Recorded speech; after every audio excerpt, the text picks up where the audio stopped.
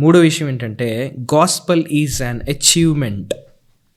Forgiveness of since and redemption is given through Christ.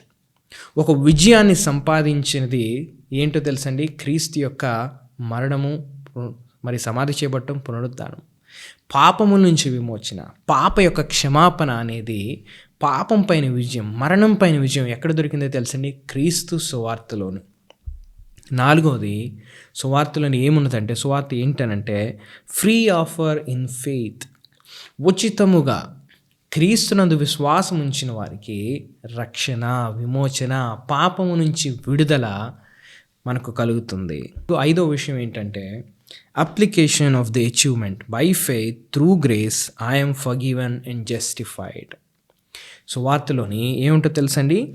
మనము క్రీస్తు మన కొరకు తెచ్చినటువంటి విజయాన్ని, పాపముపై విజయాన్ని, మరణముపై విజయాన్ని, దేవుని యొద్ద నుంచి మనం దూరం అయిపోయిన ఆ మరలా దేవుని యొద్దకు తిరిగి రావడానికి క్రీస్తు చేసిన త్యాగాన్ని మనం ఎలా మన జీవితంలో పొందుకోగలం తెలుసండి? విశ్వాసం ద్వారా, కృప ద్వారా మనం మన పాపాలు క్షమించబడితే మనం దేవుని యొద్దకు తిరిగి రావచ్చు. చివరి విషయం ఏంటంటే ఈ సువార్త ద్వారా we are brought near to God. మనము దేవుని యొద్దకు తేవబడ్డాము.